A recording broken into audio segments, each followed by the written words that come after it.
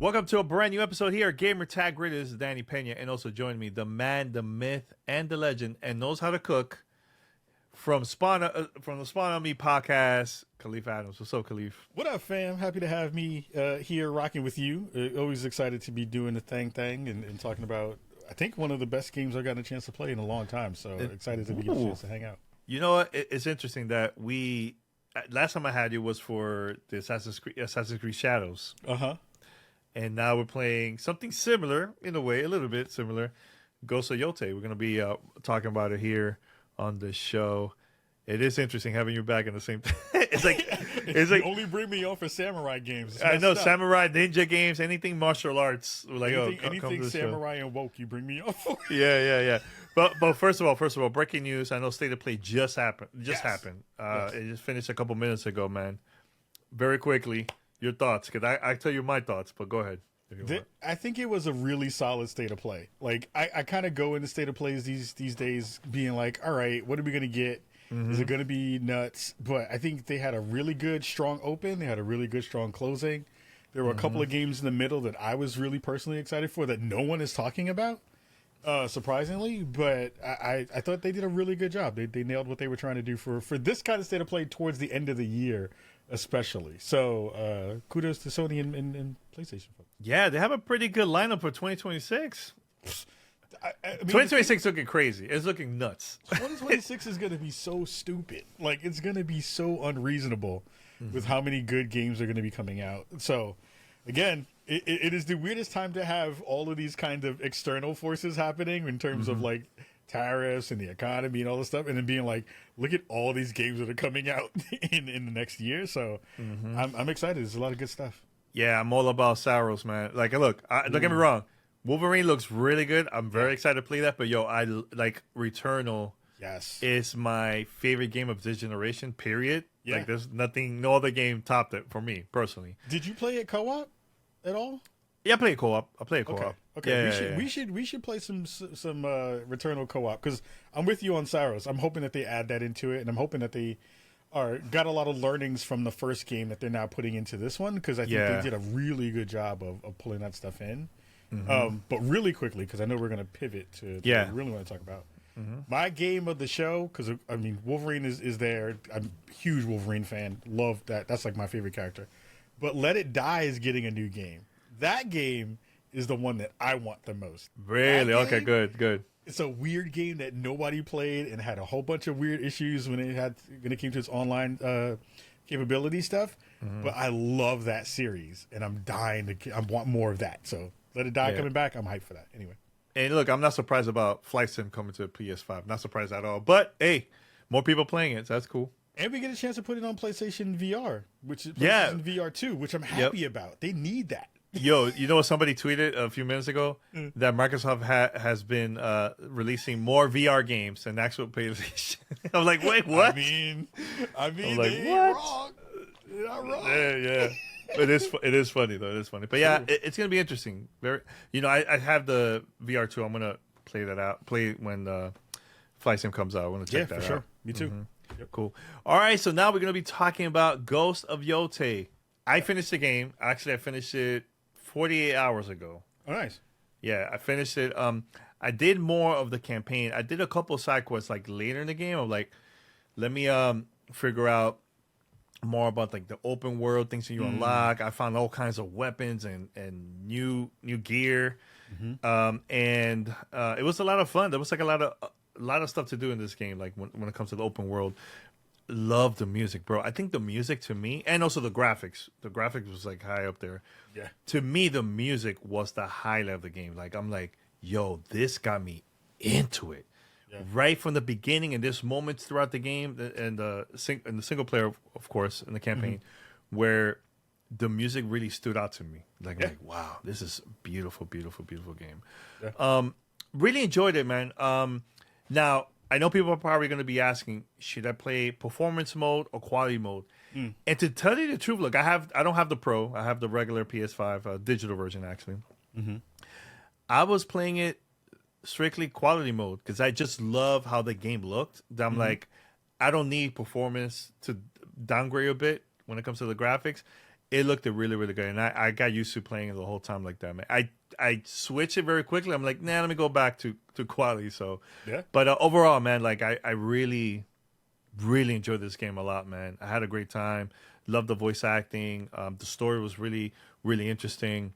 Love the challenge. I felt like there were some parts that was really challenging in there, man. Especially I was doing a lot of side quests and stuff, you know. But I want to know your thoughts, man, because I know this is the year of like ninjas and like martial arts games, like so many beautiful games and great games that have been coming out this year when it comes to that type of genre. Yeah. So what your thoughts about playing this Ghost of Yōtei for you? Man, like we are really in the year of the samurai in a real way. Like it does feel like that essence of what we're trying to see in terms of what we're getting from a lot of studios in this genre, in this era, in this kind of I guess what's the best word to put it in this kind of form factor of what we think Japanese games are going to be that are kind of made from Western developers. Mm-hmm. I had so much fun with Ghost of Yotai. Like, as a person who did not like Ghost of Tsushima, and was fairly disappointed in the way that the storytelling went and the way that the narrative went, mm-hmm. and the character of Jin Sakai, who I thought was very, very flat. This new version of this game in this world with Atsu being the main protagonist really brought something special to the table in a way that I didn't expect. And I was really hyped to be able to see not only Erika Ishii, take on the role of this character and have their likeness be the one that you see during the game, mm-hmm. but the way that Sucker Punch leveled up literally every aspect of this game, the visual fidelity of it, like you spoke about, the music, like you said, which was stunning and beautiful and like really brought something that was important, not only just from a kind of just like auditory sensory thing, but from a storytelling perspective. Like it really did pull you through the game in a cool way. And they added some extra kind of musical notes to this with a Watanabe mode, mm-hmm. Which I thought we'll talk about later because I have some thoughts about that. But I thought this was a banger. Like if people are thinking about if this is a game that they should go cop, absolutely.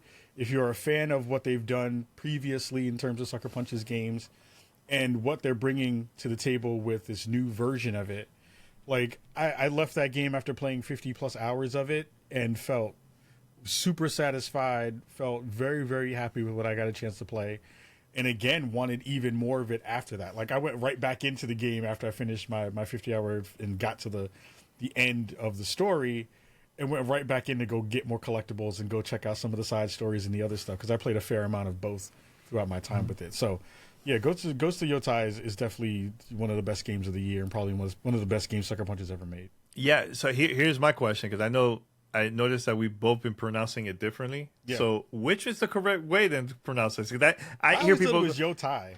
I thought it was Yōtei, so I'm like, I don't know which Tay. I mean, all I know is in my review, I messed up Watanabe when I said it. I said Watanabe. I said something real messed up, so I apologize when you go watch the video because I didn't remove it. I didn't change it because I was tired. It's all good. It's all good. But I was like, I thought it was Yotai, but Yotai. We'll figure it out when they say it again. It's all good. It's all good. Look. Yeah.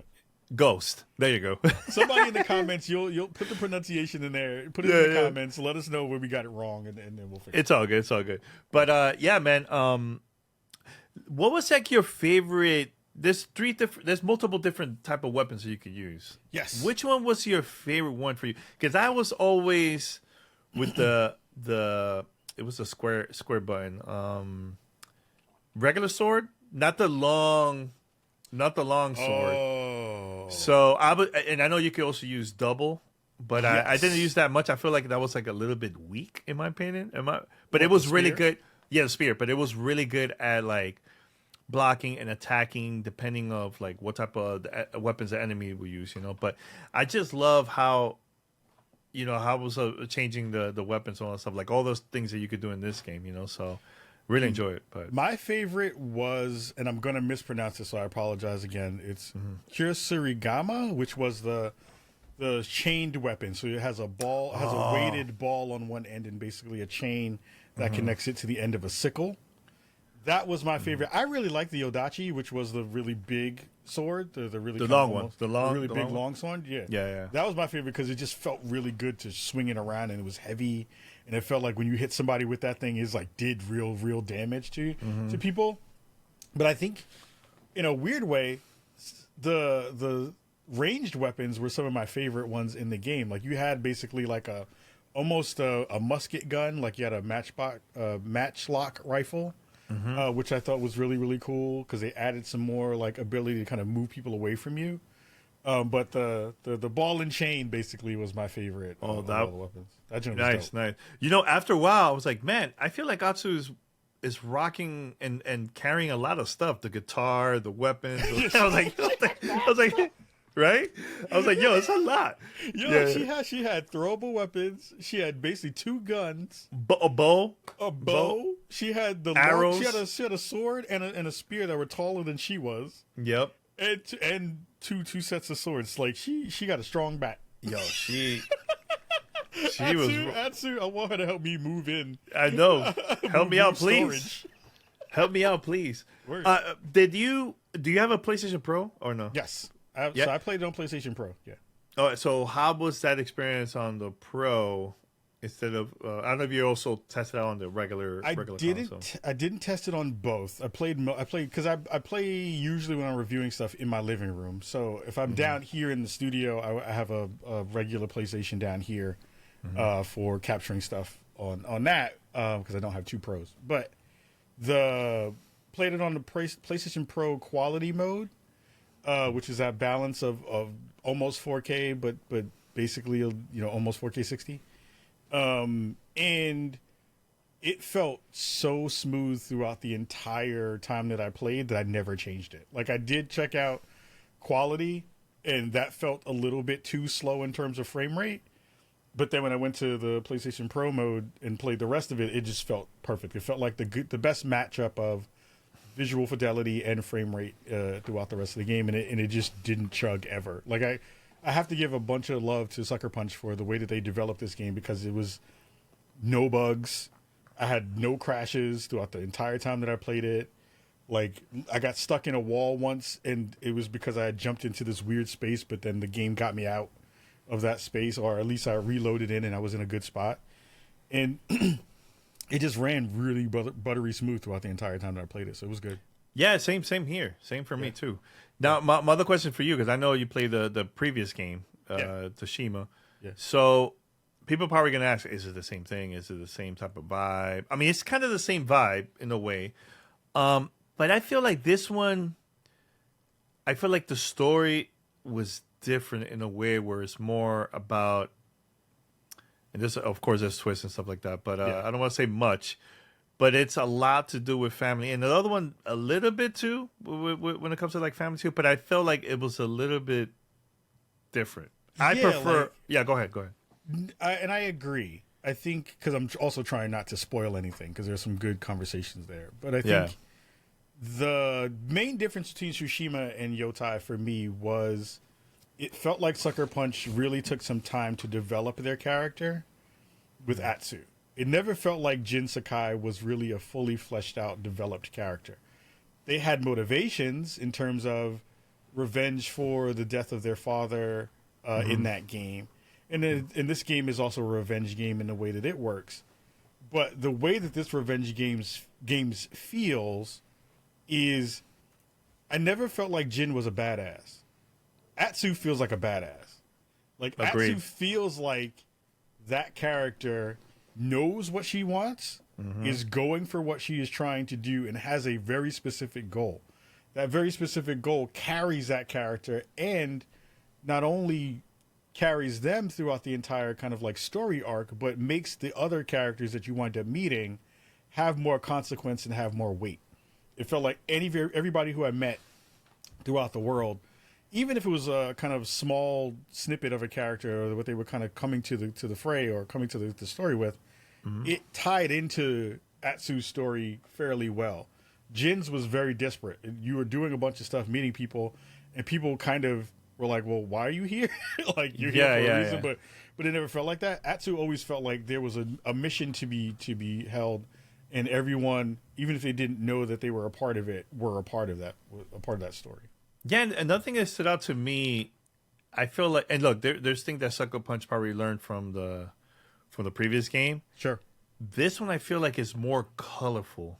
Yeah. It's very out there when it comes to like the colors. It's popping like crazy, right? So more than the previous game. Do you agree with that? Because I felt I saw it from like the beginning. I'm like, wow, this game looks beautiful. Yeah, like really, I think they figured out a way. Like it was hard to make Ghost of Tsushima prettier, but they made Japan even more beautiful, right? Yeah. Like they do stuff with fog in this game and light in this game that I just like sat there and looked at the screen for a minute and was like, I can't believe I get a chance to play this stuff early. I couldn't get a chance to see. I didn't get a chance to play stuff like this at all.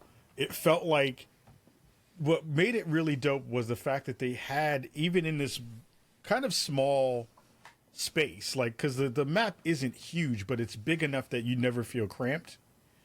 But even in that smaller space, they had so many different locales that just felt different whenever you went to it, right? It's hard to make biomes within one big, large kind of country. I mean, that happens wherever you go because that's the way geography works. Yeah, but the way that they did it in this game and having you kind of push through those places and giving you other spaces to kind of live in and represent that stuff, that also has like ties into the way the actual game plays. That was really brilliant. I thought that was a very good job in terms of the visual fidelity and making the things just look really, really good.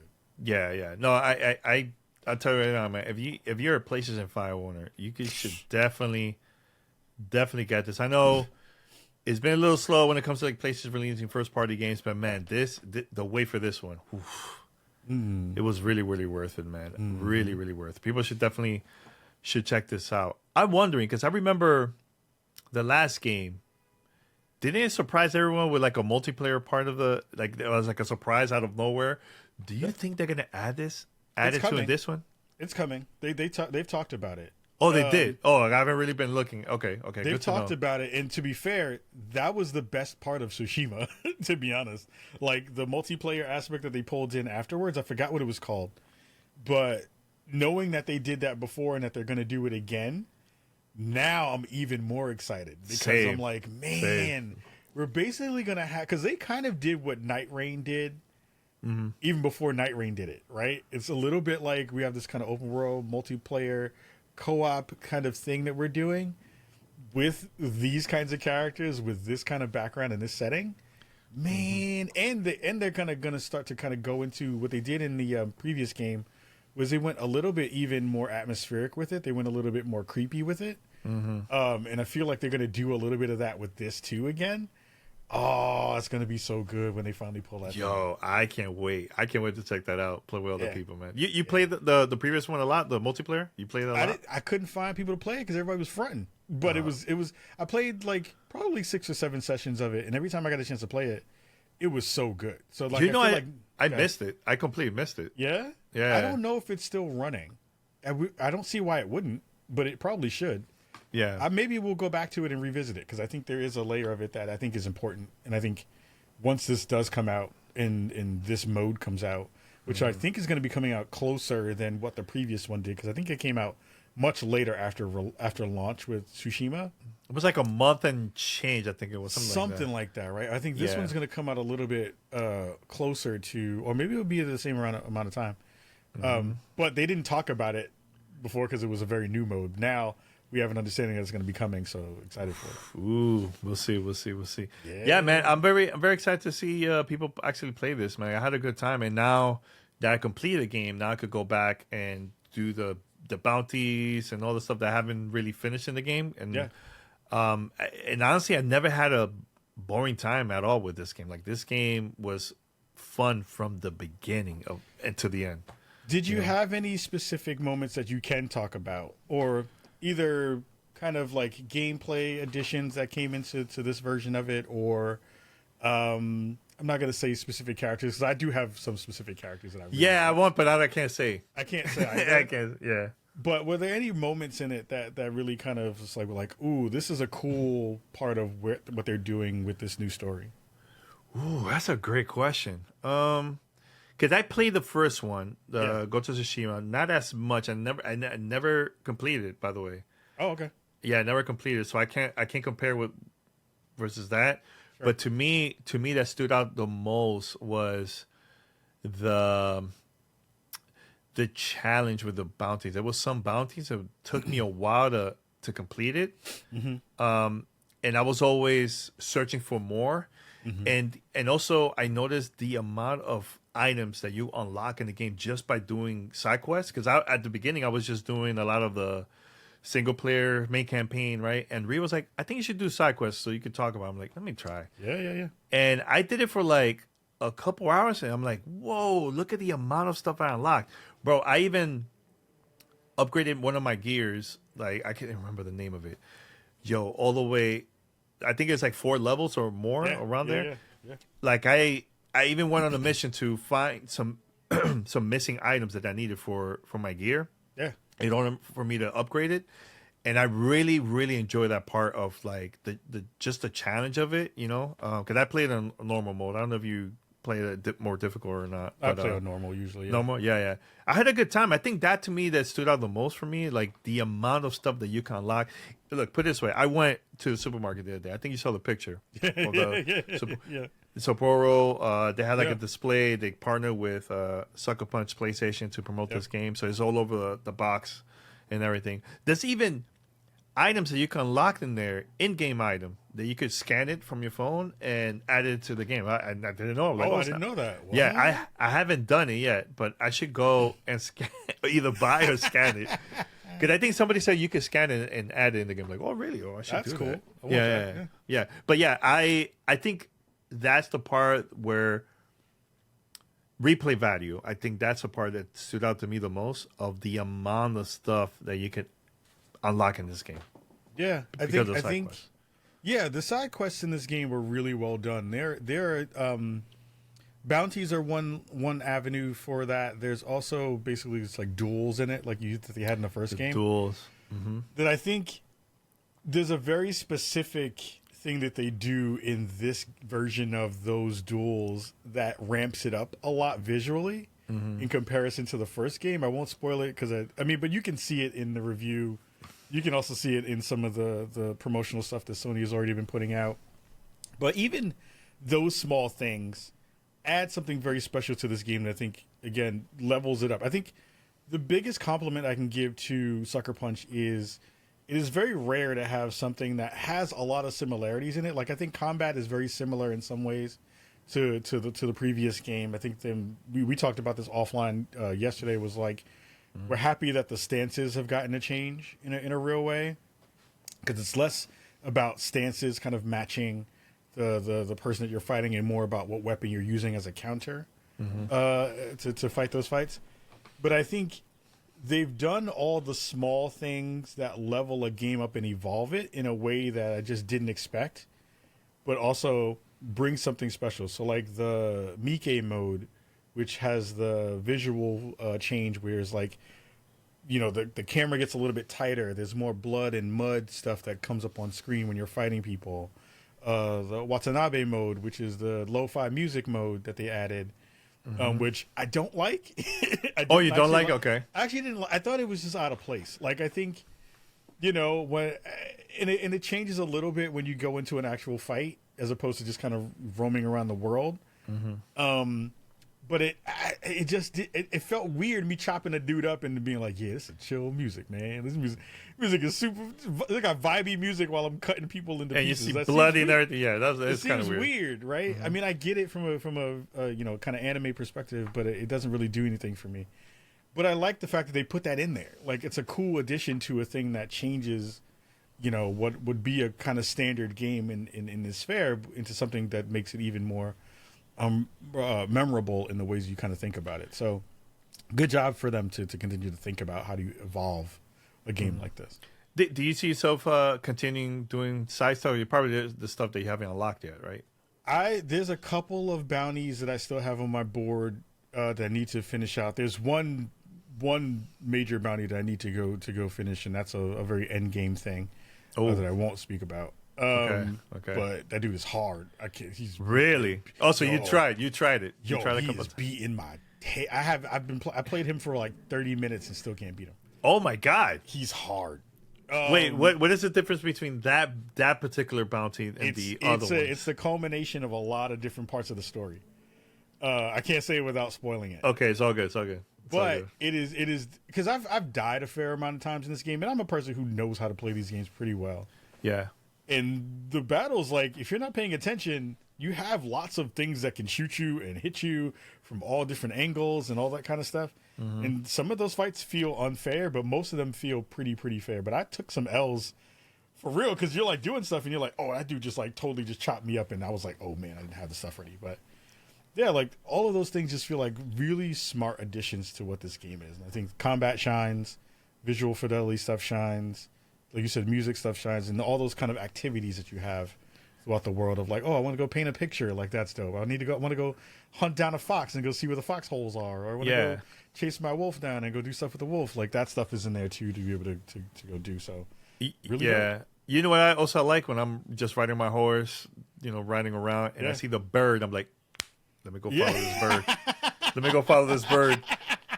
That's a lot of things. Here's the thing. You can see most of those things from far away. Yeah. I'm like, wait a minute. Without using the map. You're just riding around. I'm like, wait. Oh, I'm going to go to this area. Either the smoke.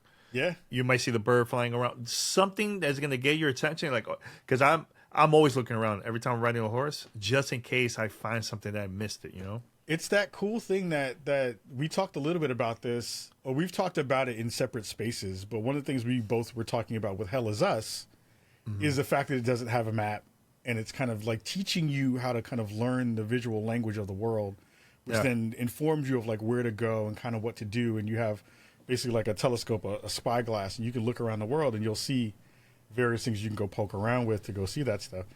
I love that. Like, and it works so well in a game like this where you have these big environments, right? Like you can go like, oh, what's in that mountain? Oh, I don't know. I see a shrine. Maybe I'll go to that shrine. It's that literal, like, if you see it, you can go do it kind of thing, which they nailed as usual. Yeah. No, I congrats to Sucker Punch. I think this game is going to get a lot of high praise. Hopefully some awards maybe at the end of the year or maybe next year, I think so.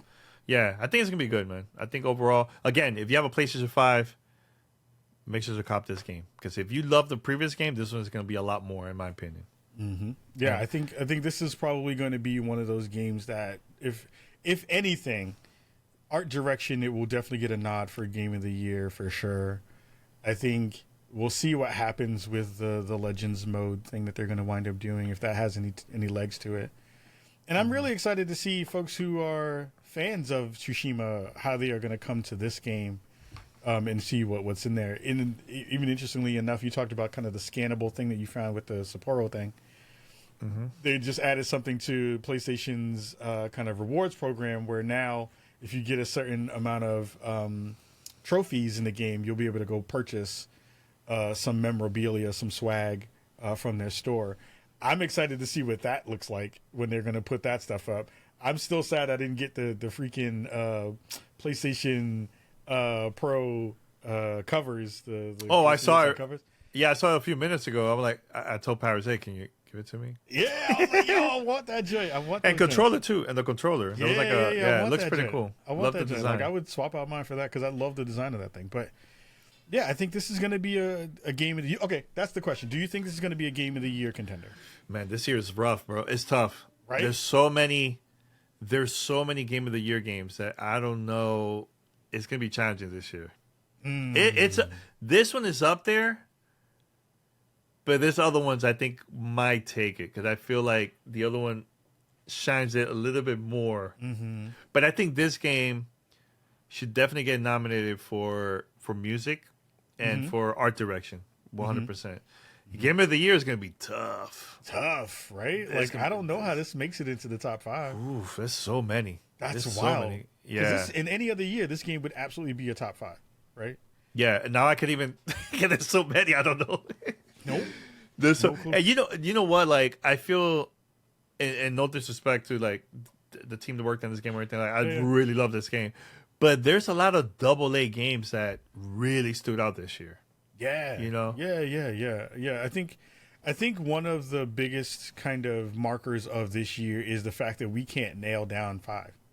Nope, it's gonna be hard. There's no way. There's games that got no love in the back half of this year, which usually happens. Like stuff that happens in the beginning of the year usually kind of falls off towards the end of the year in terms of discussions for stuff like that. Mm-hmm. But like even stuff now, we're in basically October. Games in November, like October games, we haven't even hit the October games that are coming out. Then that month is going to be stupid. Yo, it's going to be nuts October. And here's the thing, and that's because also Grand Theft Auto got delayed. Imagine if Grand Theft Auto was coming out in November. Oh, damn, it would have been rough. I mean, everybody was going to lose to Grand Theft Auto if they dropped this year.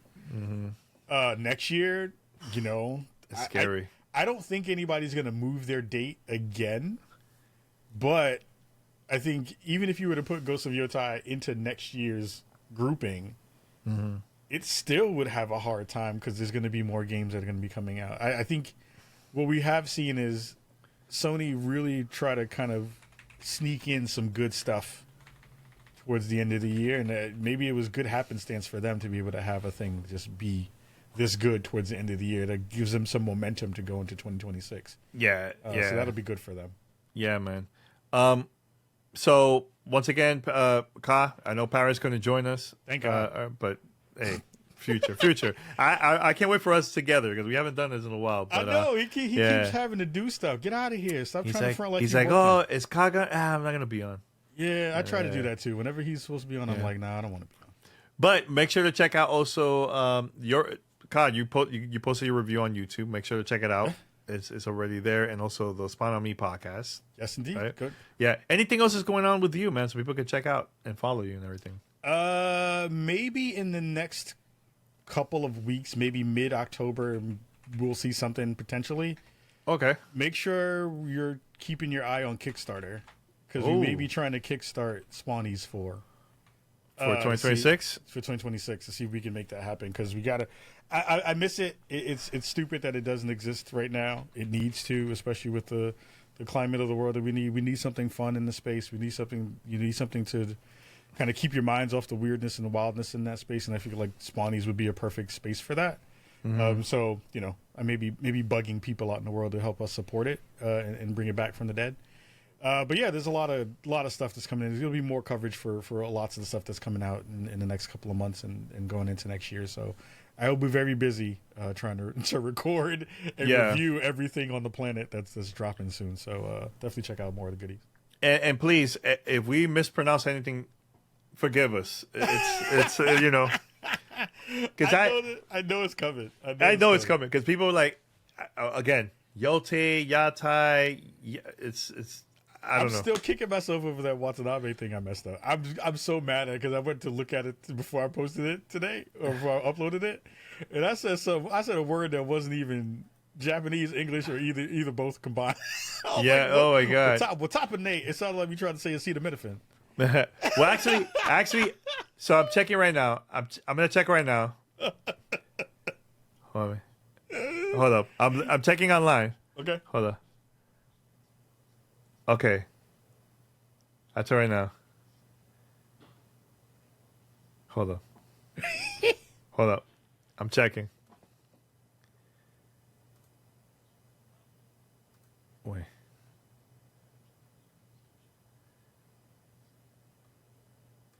says Yōtei. Oh, so it's Yōtei. Okay. Yep. Okay. Hey, I checked online. You're right. I'm wrong. Hey. I messed it up. So you messed it up twice? I messed up twice. I mean, you called it Yōtei forever. Yotai. Go to Yotai. Yōtei. Hey, it's all good. It's all good. Yeah. Don't look at the review now. I botched it. So, no. Man, look, your shirt says it. Misled.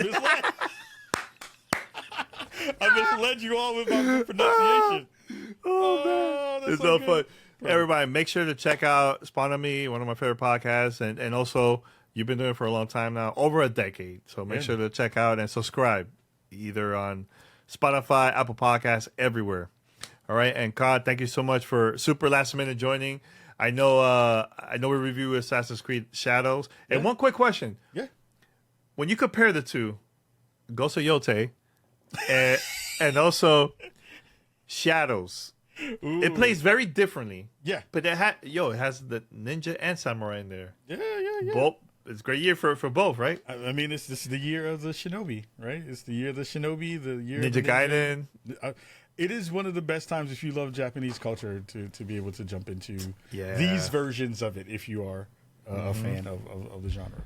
And grab a beer, Sapporo there, man, right? I mean, look, we definitely need a Sapporo sponsorship because that's my joint. I love That's Sapporo. a joint? Woo! Yeah, I love Snap. Sapporo. Awesome. All right, thank you so much for listening, and make sure to tune in. Gamertag Radio. I have a couple of surprises coming up very soon. I've been working on it for a while, and that's about it. Until next time, we're out. Take care.